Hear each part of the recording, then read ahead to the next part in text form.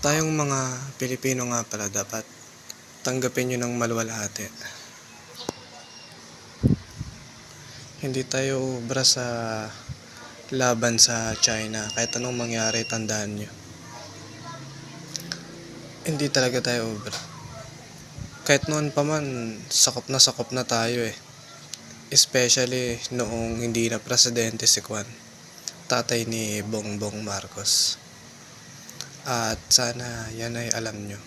Since nung pumasok na yan sila Cory Aquino na yan, yun na, hindi na talaga tayo ubra.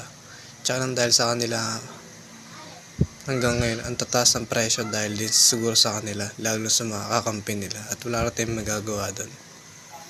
Tsaka paano tayo ubra sa laban sa China? Tayo ng mga Pilipino nag-aaway, nagpapatayan, nagkakasindakan, naghihilaan pababa. Sige nga, sagutin nyo nga ako. Talagang hindi tayo ubra. Maniwala kayo sa akin. Suntukan, basagan pala ng mukha, hindi tayo ubra eh. Kasi tayo nga mga Pilipino, nagkakaganunan, tapos lalaban pa tayo sa kanila. Pagtatawanan lang tayo ng mga China na yan, tandaan nyo.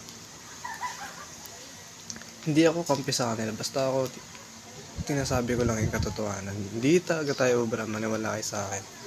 Kahit sabihin nyo merong yung kasabihan na miracle, pero wala, hindi talaga ubra. Hindi tayo ubra sa kanila, maniwala kayo sa akin.